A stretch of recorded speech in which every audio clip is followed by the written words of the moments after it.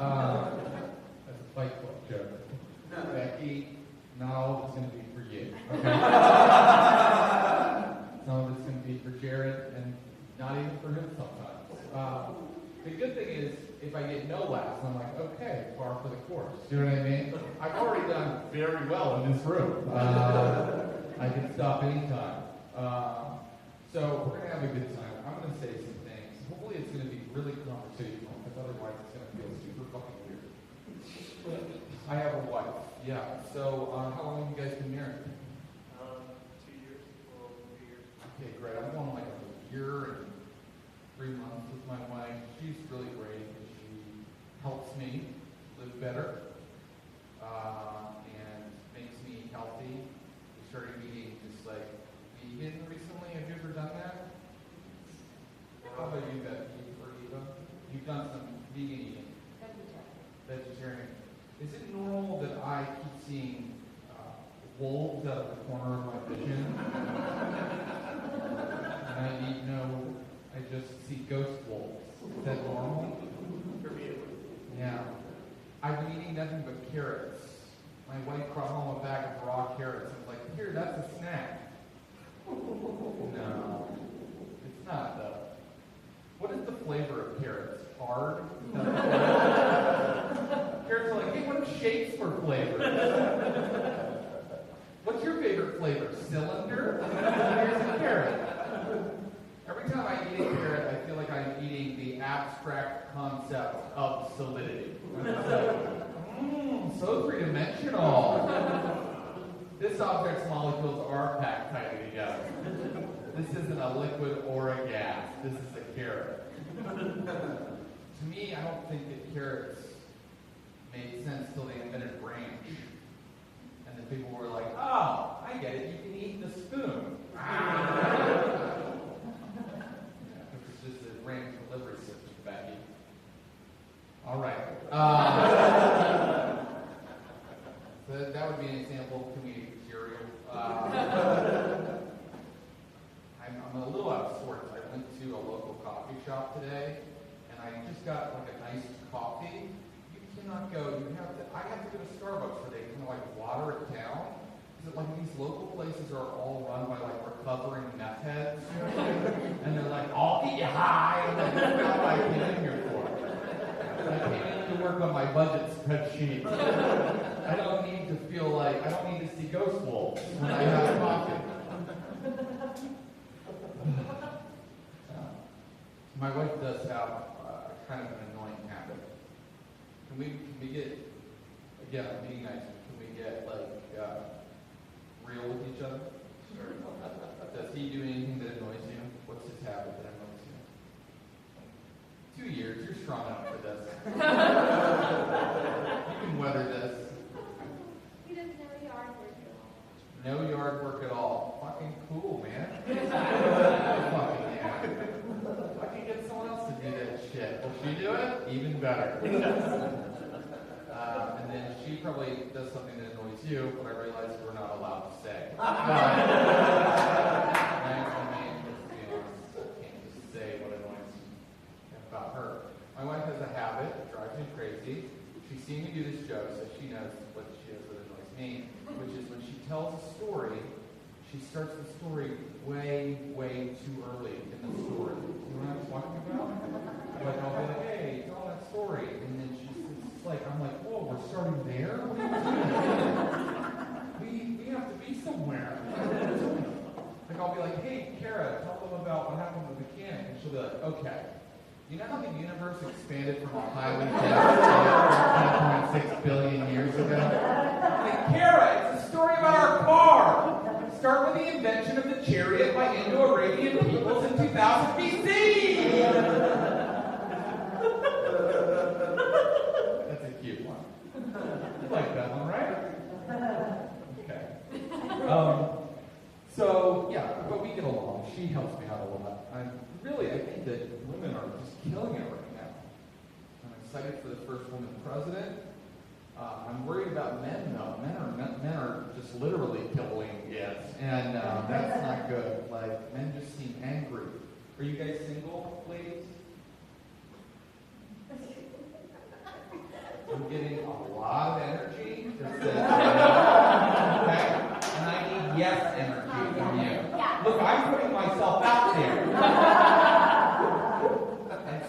so you have to too. It's not, come on. It's not, this is not you hiring someone to do your yard work, because you have to work too. You have to work together here. So are you meeting a lot of men that you feel are grown adult men? Yeah, That's why you're single. You're looking for like a man that's like grown up. What about you, Becky? Yeah, that would be nice. Yeah, I'm not out there though. This guy doesn't even know. I feel like men used to serve a purpose. It's cliche to say, but men used to build things, or they would kill things for you to eat. And now I feel like the little bit of extra genetic strength that we have is completely invalidated by the fact that like Amazon Prime exists, you know? So it's like I could ask you to build it, or I could order it, and it'll be here tomorrow. And if I ask you to build it, you won't. So I guess I'll just order it on Amazon Prime. So men have no really purpose in life, kind of. Like, and so it confuses, I think, a lot of guys. And they just like, they're like, well, what am I in charge of? What do I do? What's my job in life? I guess I'm in charge of Ghostbusters. I'm in charge of fucking Ghostbusters, and I'll tell you what is and isn't Ghostbusters. That's Ghostbusters, that's not Ghostbusters. Dear cunts, the following is Ghostbusters. And that is not a role in society. That's someone who's lost their way. I think that the most macho thing that men still do, and they actually think of this as macho, is they get the really hot flavor of hot wing at the hot wing place, and then I've known men who will brag about that like they did something. Like I'll have conversations with guys who are like, yeah, I just really love spicy food. It's just like doesn't bother me. Like this is ghost peppers, but I can eat it because like it's kind of my role in our friend group that I eat the really spicy stuff. People look to me for that kind of leadership. Like, basically, my whole personality, I'll eat like really spicy shit. People are like, you're crazy. And I'm like, I don't even fucking care. Like, if a woman ate this, she'd get her period and die. But I can do it because I have testicles that hold the extra spiciness in them. I don't know why men think that that's something. You're good at having diarrhea? Is that what you're saying? I'm good at taking really painful shits. Why don't any men want to take care of themselves is another question that I have. And I'm one of them. I don't want to take care of myself. Women take care of themselves. They, for the most part, I'd say more women do. And then I had to go to the doctor recently, and it was like a huge anxiety thing for me where I was like, fuck, I want to do this. And then I got there, and the doctor made me feel even worse. Because he was a new doctor, because I just moved to LA, and he had this really bad bedside manner. And this is what happened. He was like, how often a day do you go number 2? And I was like, I don't know, like 4? And he went, 4? And I was like, 3, 2. And he was like, so 2? I'm writing down 2. But it was 4. It's 4. I shit 4 times. And I just feel like I'm gonna die, and then he's gonna come to my funeral and be like, it was 4, wasn't it? Should have told me the truth! I don't mind telling you, Becky, I had something wrong. I had a little thing wrong with my asshole. Something was going on with my asshole, not a big deal. But I wanted him to look at it, and then the doctor, I said, I have this thing going on with my anus. And he was like, do you want me to look at it? And I was like, yeah, I think we better do that. I don't know what the protocol is. But yeah, maybe you look at it. And then when he looked at it, it made me mad because he did this. He goes, yeah, let's go. No, you didn't look at it. Look at it. Fall in love a little bit. You can't pick my asshole out of a lineup. If this was SVU, I want you to be like that asshole. Like, you gotta know what it looks like. I don't know what he's afraid of. Like do you think once he's back there, I'm gonna be like, now! Like, some sort of human centipede booby trap.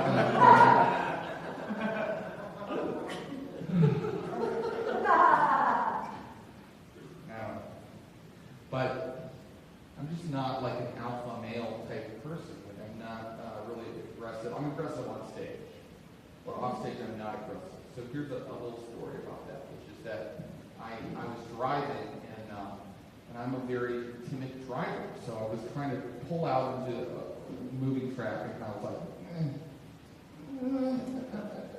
kind of like how I have sex, just like, isn't it? Like that, and I wasn't pulling out, and then my car was out in the crosswalk, which you're not supposed to do, Jared. You're not supposed to block the crosswalk with your car. And then I saw this guy coming down the sidewalk, right in my path, on a bike, and right away I could tell like he was trouble. Because he was wearing an Oakland Raiders jacket. I mean, he wasn't, but it felt like he was, you know what I mean? He had like a spiritual Oakland Raiders jacket. And he got to my car, and I was right, because he started going, "You're in the crosswalk!" He just stopped and was like looking right at me. "You're in the crosswalk!" So I lived in New York for a while, so I did something I learned to do there, which is I went, "Fuck off!" But I'm like making it better now. Like I really wasn't that assertive. It probably was more like, I probably was like, "You go and fuck off, you buddy. Go and take a fuck for now, little guy." It was probably more like that. It probably sounded more like a 1930s carnival barker. And so then he called my bluff, and this all happened. He started pounding on my windshield. Pounding on it. He was like, "Get out of the car! Get out of the car!" You know what I did, Becky? I looked him right in the eye, and I went, So then he went, "You're a coward. You're a fucking coward." And I said, "Yes, I'm a coward," and I drove away. My wife was in the car with me. She was driving. I should have mentioned that. She was driving. We drove for 5 full minutes. Silence. And then at the end of that time, she was like, "You didn't have to say you're a coward." But then the next day, she had sex with me. So in a way, I'm kind of disappointed in her. You know what I mean? It's like, make me wait a week. Have a little self-respect. I'm not going to learn my lesson. I'm not going to learn to be more assertive. I can just be like, "I'm a coward," and then I get to have sex. That doesn't feel fair to anyone, especially not her. Good. Now it's uncomfortable. No, that guy doesn't talk. Everyone does.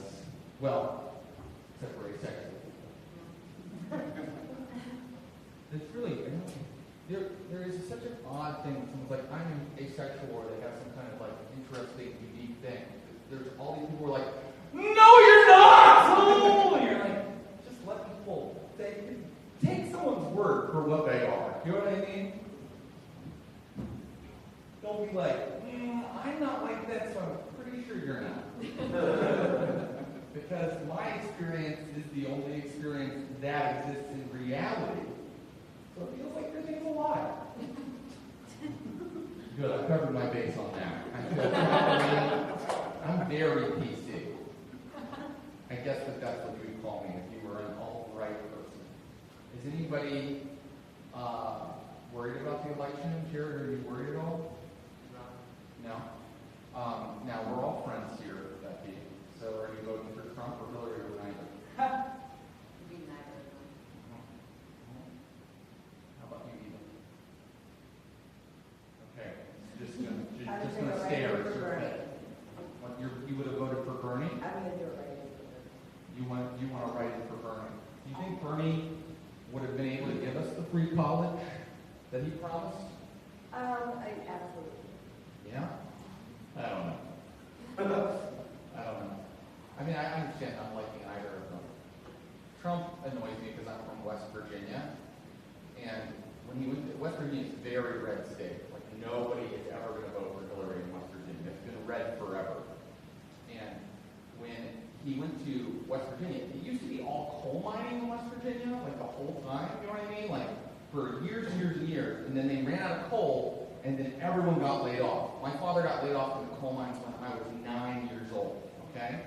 And when Trump went to West Virginia, he was like, "We're going to put the coal mines back to work.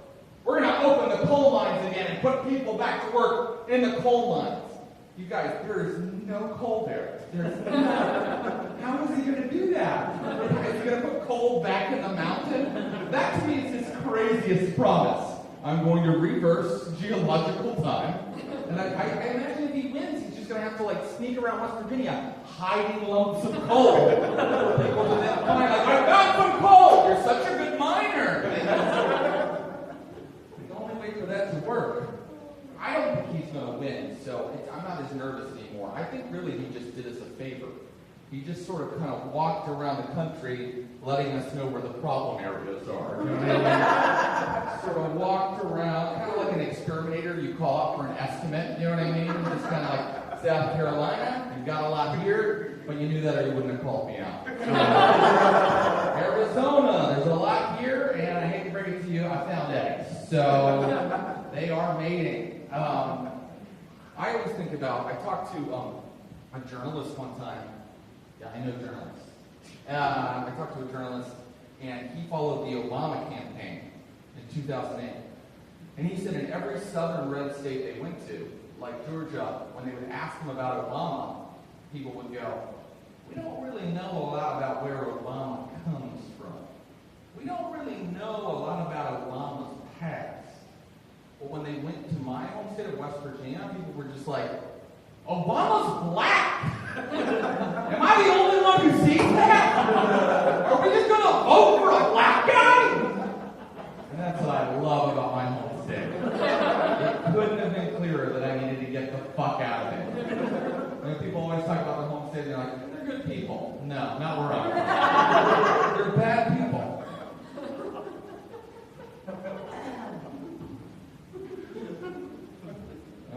Alright, well, I just don't know. I think that there's too many choices. That's what I think. That's part of the election thing, too. There's too many choices. Like, here's the story. So my wife and I went to a brewery, and at the brewery they serve like those craft beers and like micro brew beers. And my wife wants a beer, she wants a Coors Light or a Bud Light. My wife is a trash bag of person. She's just going around, sucking off sailors down by the dock. Please don't tell her I said that, okay? So, the waitress walked up to this craft beer place, and my wife made the awful crime of going, can I get a Bud Light? And the waitress answered her like this, okay, we do not have Bud Light. She acted like my wife sort of was like, bring me the leg of an ostrich with a child's tooth embedded in it. She acted like she had a crazy order for ordering a Bud Light. And then she made a counteroffer to the waitress, which is really the part that made me the most mad. She was like, okay, we don't have Bud Light, but what I can do is bring you a flight of beers, which is 12 different beers, each from a different country, each with a different hops or pills level. And you can try each of those and decide which one that you like. And it pissed me off, because that's what we ordered, a Bud Light. I don't want to be the Baron of beer. I don't want to be like, bring me the hoppsy one, he amuses me. I want a beer from every nation. That's not what I'm doing there. My wife ordered a Bud Light and you offer the opposite. You can't do that. If I'm like, hey, can I have a glass of water? You can like, try fire! Like, that's not fair. It's not fair to do that. And my point is, I think that there are too many options. There's like way too many options all the time. Netflix is like the perfect example. Like, how often do you turn on Netflix? You're like, I'm going to watch something tonight. And then for 2 hours, you just go, no, hate that. That's stupid. No. And then you're like, well, time to go to bed. Let's go to bed. Having watched nothing. You know why you don't like anything on Netflix? Because you have it. That's why. If you have something, it's shit. You know what I mean? You're like, I can just have this for $8, then it's fucking garbage. I want something I can't have. I want child pornography. And that's what happened to Jared from Subway, is he finished Netflix. And then he didn't know what else to do next. And then he made the wrong choice. I want to be clear, I come down on the fact that was wrong. You know what I mean? Because sometimes audiences are like, I think he's pro. No, I'm anti what Jared did. More on him later. Silent judgers. Are you a Taylor Swift fan? Cool. What music do you like? The blues. Oh, nice. I like the blues. Who do you like, Buddy Guy? Who should I check out at the blues? By the way, if you just joined us, this is it. This is what we're doing. You might be like, is this it? You got it.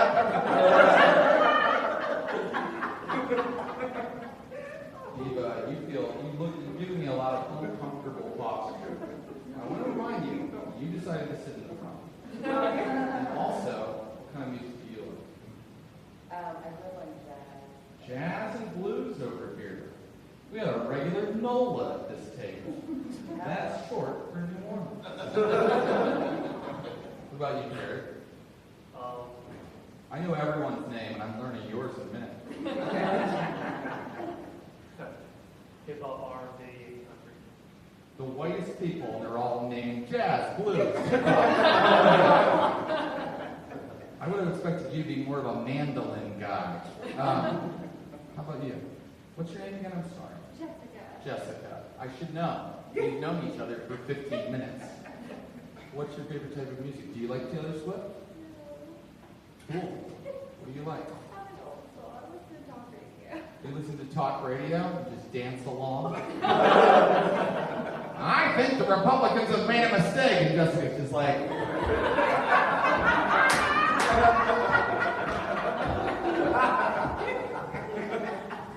More sexual allegations against Donald Trump.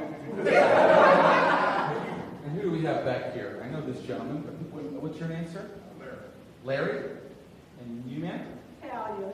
Talia and Honesty. Honesty. Oh, what a beautiful name. Thank you. And what kind of music do you guys like? I like rock and roll and country. Is this backwards? Why, hell's bells, a black person likes country! Up is down, dogs and cats living together, That's fucking Ghostbusters!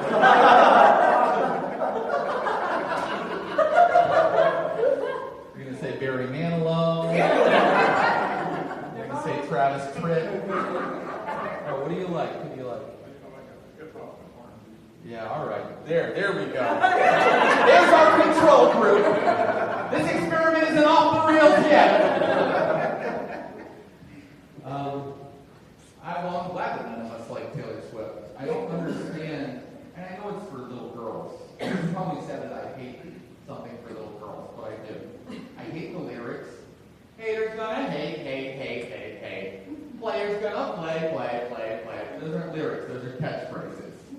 She might as well sing, finger licking good. Sweet, fresh. And then I don't like, more than that, because everybody has music they like or they don't like. It's like, it's her attitude, like her general vibe. Like when she's like on a talk show, right before she starts a song, she's like, this one's about a breakup. And it's like, well, maybe people keep breaking up with you because you suck. Her attitude is like, have you ever met a 22-year-old girl who thinks every story she tells is just fascinating?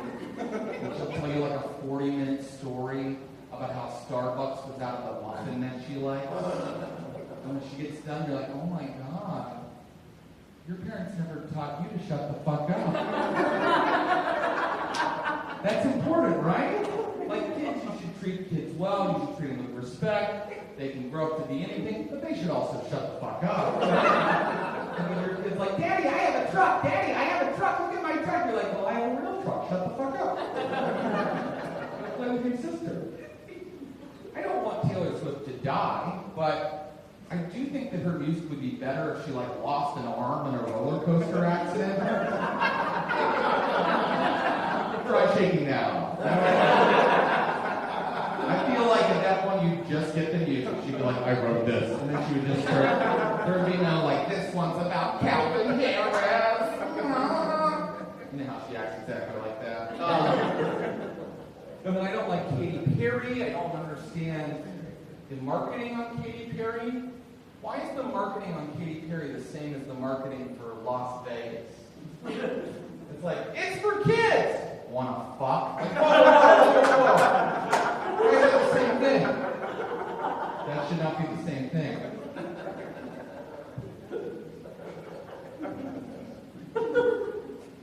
Yeah. I want to tell this story now. Things are going out of order, but I don't care. I moved to Los Angeles, right? And when I went out there, they wanted me to meet with television networks. Now I know that feels really unbelievable right now. Okay? And you're probably like, fucking liar. It fucking happened. So I took all these meetings at television networks. I guess they didn't have enough chubby straight white guys in entertainment. They were like, we need more, get them on TV. Can we get a meeting with that guy? There are no straight white guys on television. So I went on these meetings, and one day I was having to go meet with NBC. And this is how brutal Los Angeles is. When I went to go meet at NBC, I thought, I should have some funny little thing ready, an anecdote, if you will. So I say something funny, and the lady remembers me, and maybe she casts me in a TV show. So I thought what I would tell the lady is that I would tell her about my dad's favorite NBC show. It's my dad's favorite NBC show is a show called Grimm. Have you ever heard of Grimm? If you don't know what it is, that's okay. It's this is the premise of the show. Is that there's a guy who's a cop by day, but at night he hunts fairy tales. So he's like, freeze, Rumpelstiltskin! That's the show. And my dad loves it sincerely, and he thinks it's a story that needs to be told. He never misses an episode. So I thought I would go into this lady at NBC and joke with her, like, can you believe my dad loves Grimm? And you and I can laugh about that because we're such sophisticated metropolitan people. We can laugh at my father's simple country ways. And so I was like, my dad loves Grimm. And then the woman goes, oh, that's cool. You know, I can see you as some sort of cow creature on Grimm. Cow creature! I looked it up. That's not even something on Grimm. She had to invent a creature to hurt me with. It was like the one day she was creative in her life and she created something and was like, here, carry this forever. It was like she got the writers together. We're like, what are some other things about the cow creature? It's infinite? That's good. I'm putting it on the board. Cow creature's dick doesn't work.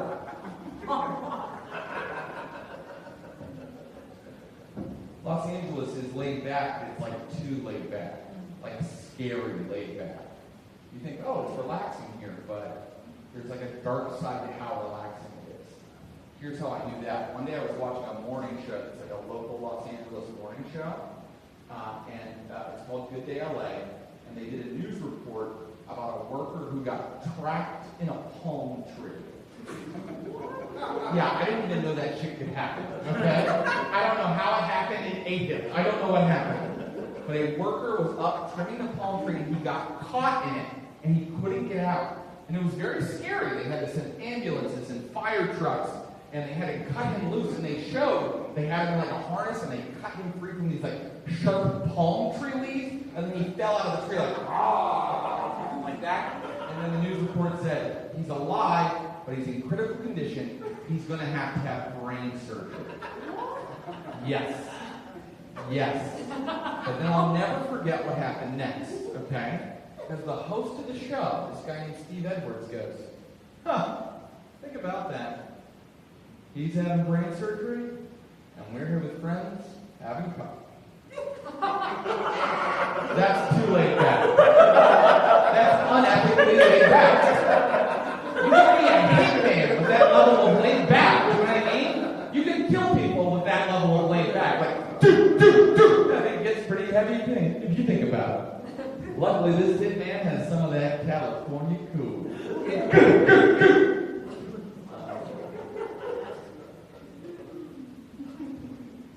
New York, I lived there for a while. It sucks. Don't go there. Total shithole. Oh, really?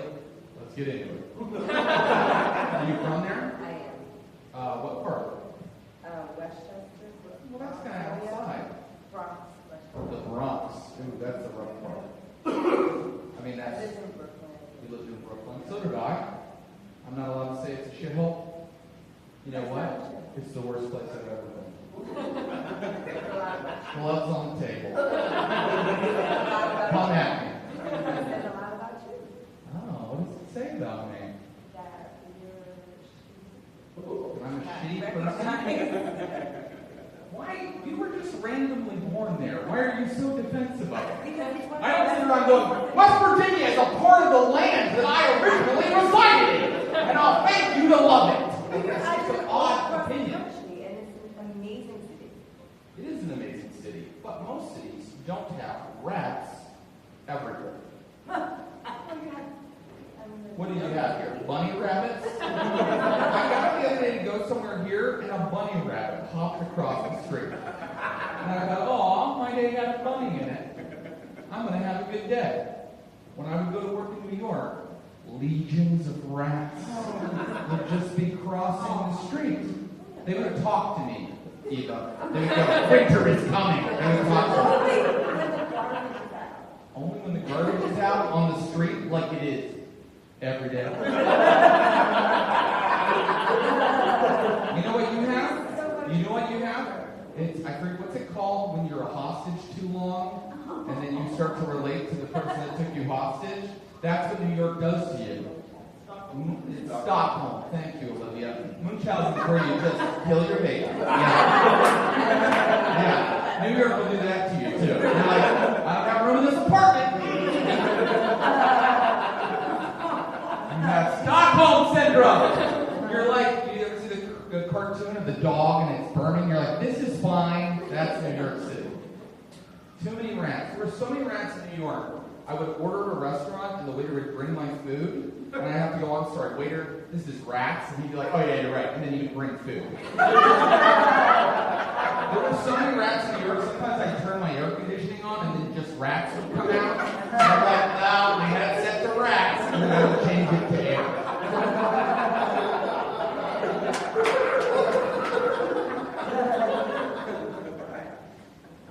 You're just out among people all the time. I do think it makes you tough, which is good. It makes you a tough person. Because you're just like, everywhere when you walk through New York, you're just like, threat, threat, threat, threat, threat, you know what I mean? And it makes you so tense that one day I was on the subway, and I'm just standing on the subway, and this guy came up to me and was like, hey man, do you like jazz? And I was like, no, I do not. And then I walked away. And then after here, I was like, I think I do like jazz. I missed out on a jazz friend.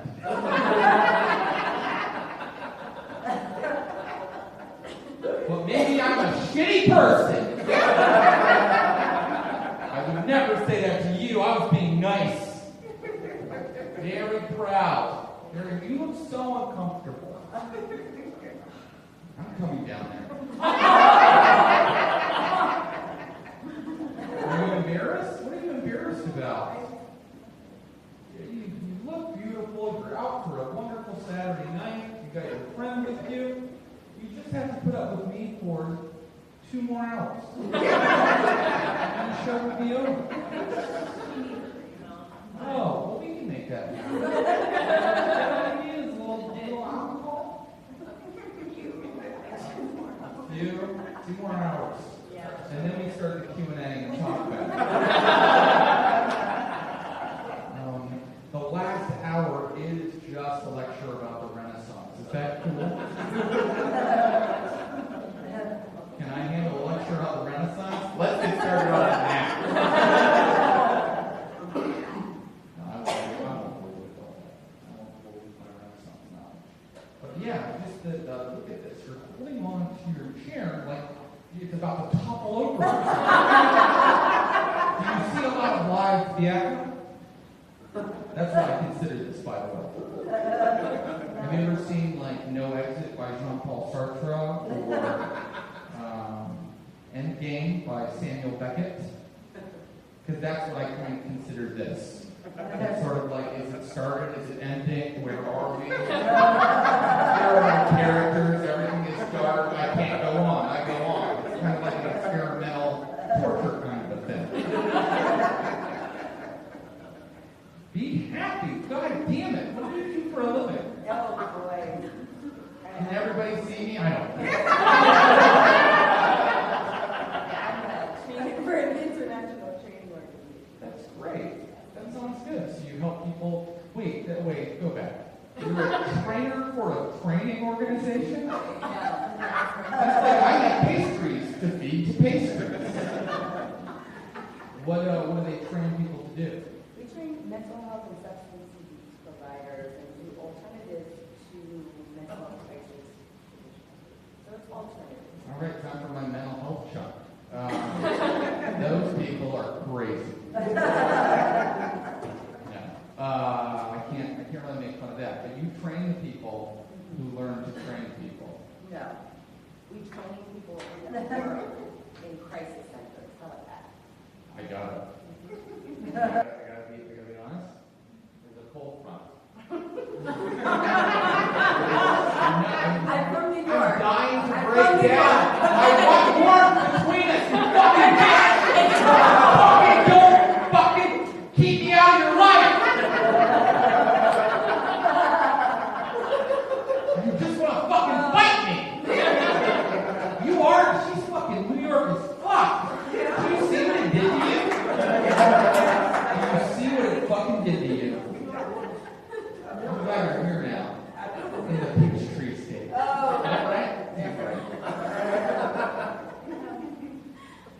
Is that a hard job? It sounds hard. I travel a lot. You travel a lot? So are you visiting here or? No, I relocated here about 7 months ago. Yeah. It's just never gonna be, we're never gonna fucking have a relationship. It's sad because, I feel like you and I are very different and those are the best relationships. And I don't need it to be romantic because I have someone in my life. But just that you and I can never, this is the fucking problem in the country. It's like, you and I would pass on the street holding different election signs and we'd be like, I get too close, you'd spit in my face. You think